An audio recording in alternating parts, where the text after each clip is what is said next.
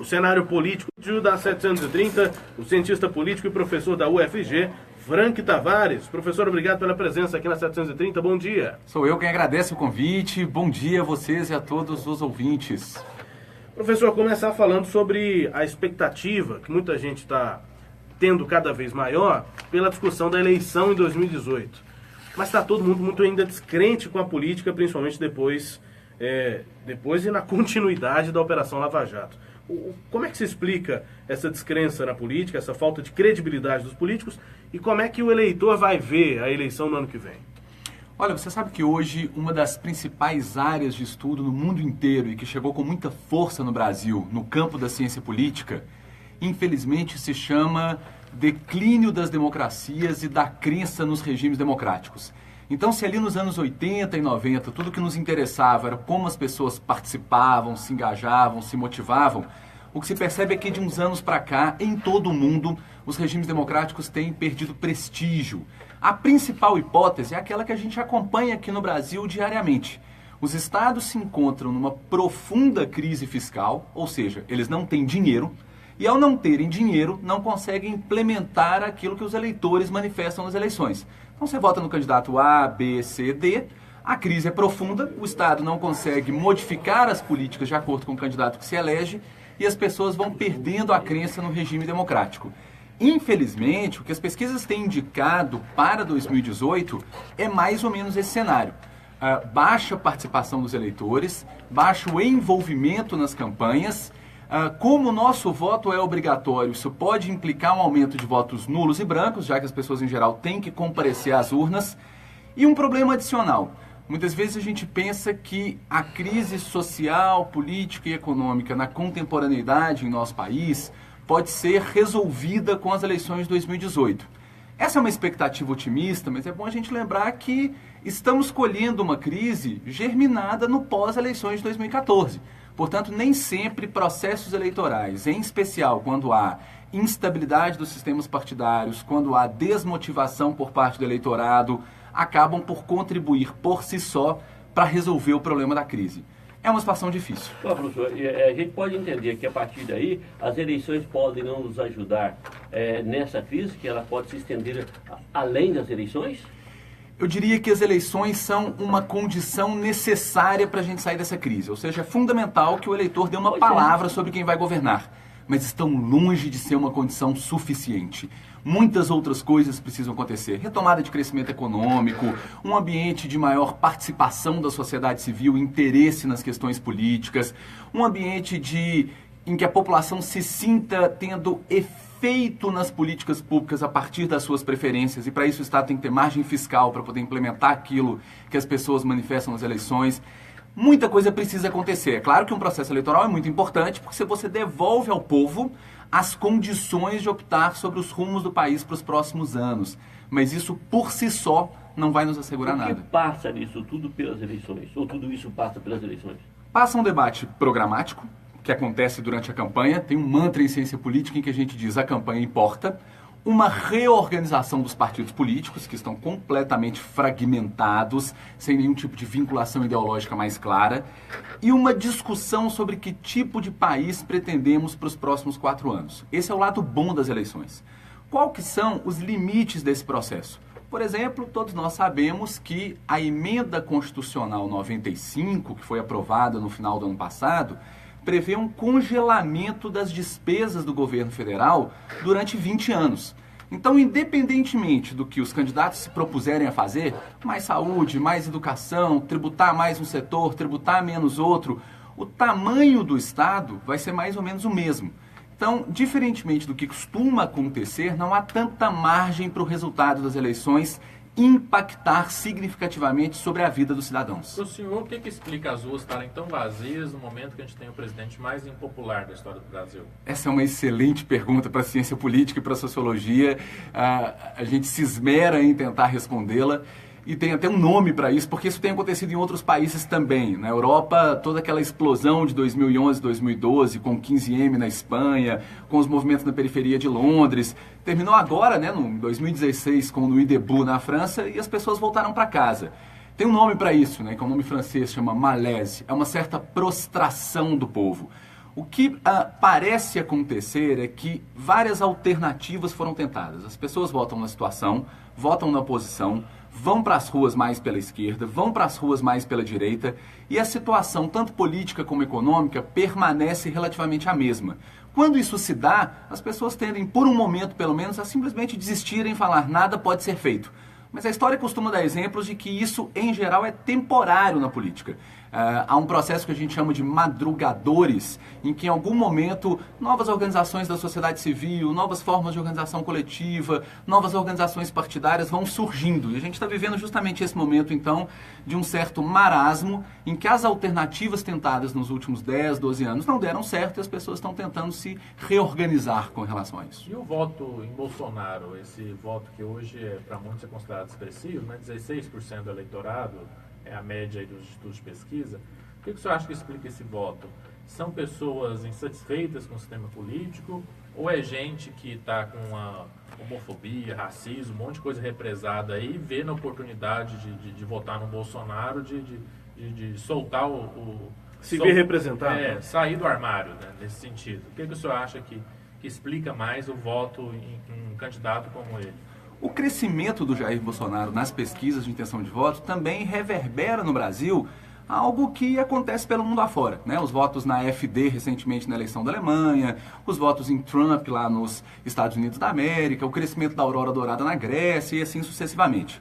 Isso pode ser explicado de várias maneiras. A primeira dá conta do seguinte: a partir do momento em que o Estado não tem margem fiscal para governar de maneiras diferentes, ou seja, quem quer que vença tem muito poucos recursos para fazer algo, a política começa a se diferenciar a partir de questões simbólicas extremas.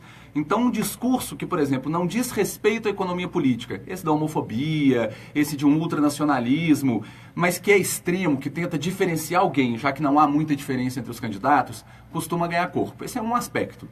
Um segundo aspecto é que nós vivemos em um contexto, isso é muito paradoxal, os estudos de comunicação e política ficam chocados com essa percepção, mas é um contexto em que a internet, as novas tecnologias de informação e comunicação que viriam para melhorar a qualidade do debate público levaram, na verdade, a uma hiperpolarização da sociedade. Então, os extremos ganharam muita força, as pessoas discutem cada vez mais apenas com seus iguais, e com isso as ideias vão se tornando cada vez mais extremas e, por que não dizer, odiosas. O caso do Jair Bolsonaro ainda precisa ser ponderado com um aspecto. As instituições eleitorais brasileiras, no que tange a organização do sistema partidário, a distribuição de tempo de TV, a distribuição de recursos, a princípio, não entregam grande competitividade quando a campanha começar, a menos que ele consiga uma coalizão partidária um pouco mais significativa. É verdade que o Collor se elegeu com a coalizão do PRN, por exemplo, que era pequena, mas ele tinha 10 minutos de tempo de TV em 1989. Então eu diria que para que o Bolsonaro de fato se viabilize, ele vai precisar primeiro chegar em setores da sociedade que não estão na internet. Nesses setores ele ainda não tem nem 4%. Segundo, uma composição partidária que seja compatível com os filtros do nosso sistema eleitoral. Agora, essa marcha para a extrema-direita, e aí permita a minha opinião, que é bastante preocupante, é um cenário global. Isso tem acontecido em vários países, não é uma peculiaridade brasileira. Professor, qual é a avaliação que o senhor faz sobre a quantidade de lideranças políticas? A gente tem visto esse início de um debate sobre a eleição de 2018 e parece que não tem nomes, né? Os nomes ou são os mesmos ou não há. Faltam lideranças políticas no país? Há toda uma gama de cientistas políticos, nem é exatamente a minha abordagem preferida, mas, por exemplo, o catedrático da Universidade Federal de Minas Gerais, um dos fundadores da ciência política no Brasil, o professor Fábio Vanderlei, que entendem que boa parte do problema no Brasil é uma certa fragilidade das nossas elites político-partidárias, ou seja, falta liderança, né? Faltam pessoas que não estejam envolvidas em escândalos associados à Operação Lava Jato, pessoas que tenham uma base social em nome da qual possam falar, seja uma base mais pobre, seja uma base mais rica, seja empresarial, seja de trabalhadores, mas uma base que se reconheça nessas lideranças, alguém que, portanto, apresente um programa claro com um conjunto de pessoas que se sintam nele representadas. Há todo um conjunto de cientistas políticos que dizem que talvez esses sejam um dos elementos mais importantes. Eu, pessoalmente, entendo que a falta de lideranças políticas é mais a consequência de um desgaste do arranjo constitucional que nós criamos a partir de 1988 do que a causa. Então, com o tipo de sistema político-partidário, com o tipo de financiamento do Estado, com o tipo de relação entre sociedade, mercado e política que a gente tem, era de se esperar que as lideranças fossem, a uma, desgastadas, a duas, que elas não surgissem. Mas há quem diga que não, que se houvesse lideranças, digamos, competentes e representativas, o atual momento poderia ter um outro desenlace. Operações como a Lava Jato, elas não têm um efeito colateral ruim de dar uma demonização do próprio ato de fazer política e dos partidos políticos, principalmente.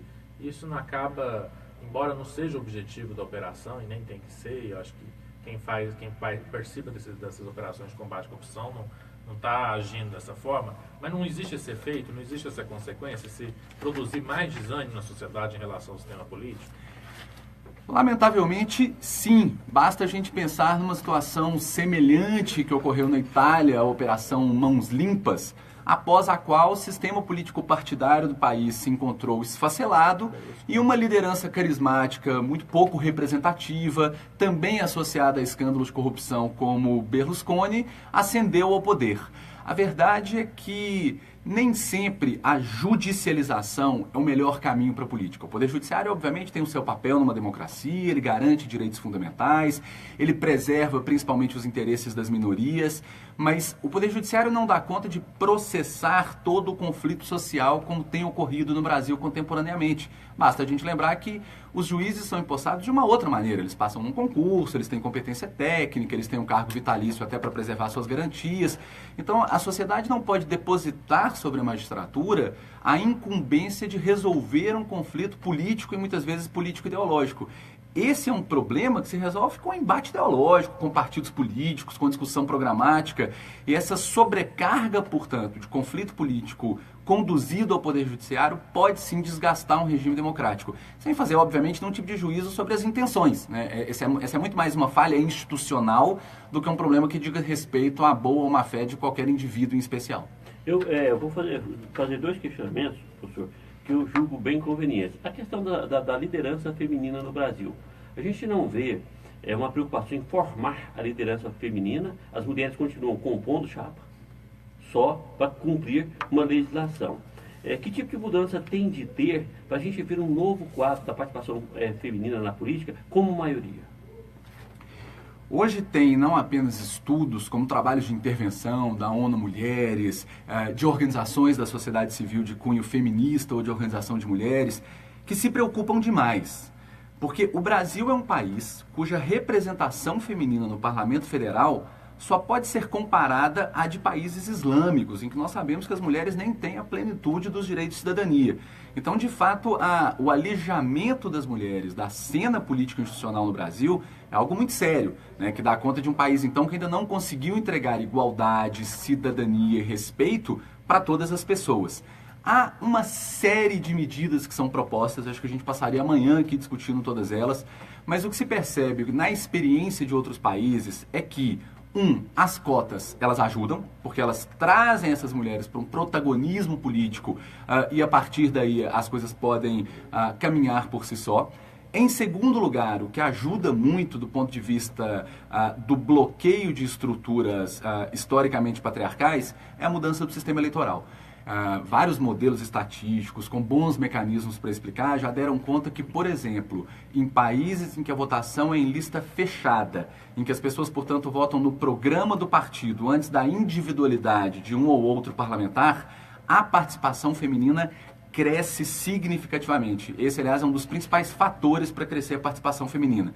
Então, precisa de uma boa reforma política orientada ao aumento da participação das mulheres nos espaços institucionais de poder. Nós estamos acabando, mas é um avanço, um retrocesso, a santificação da política, o voto religioso, esse crescimento do voto religioso.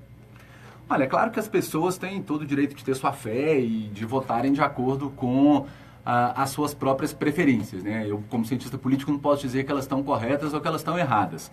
Agora, se a gente, para além do juízo de cada indivíduo, começar a pensar de maneira mais global, mais sociológica, todos aqueles países em que a política passa a se misturar com a religião, vamos pensar na revolução dos ayatolás no Irã, vamos pensar num certo fundamentalismo religioso neopentecostal nos Estados Unidos da América sob Trump, ou no Alasca, né, que é um estado dos Estados Unidos, sobre a Sarah Palin. Isso costuma criar problemas para as minorias, isso costuma criar problemas para a própria gestão econômica do país, e isso costuma criar um fechamento do regime democrático. Ele se torna menos democrático que o é. Isso não significa que a pessoa que vota numa liderança porque concorda com a sua fé ou a sua posição religiosa esteja certa ou esteja errada. Mas o sistema tem que ter condições para garantir que, independentemente das opiniões das pessoas, da maneira como elas manifestam suas preferências, o Estado se mantenha a qualquer custo secular e separado das opiniões ou das preferências religiosas das pessoas. E muitas vezes o nosso Estado não dá conta de fazer isso. Aí passa a ser um problema. Professor Frank Tavares, obrigado pela presença aqui na 730, a disponibilidade de conversar com a gente. Bom dia. Sou eu quem agradece, Rubens Salomão, é um prazer estar aqui. Destaques da entrevista, o ouvinte confere acessando o portal 730.com.br, também o facebook.com/rádio 730, cientista político e professor da UFG, Frank Tavares.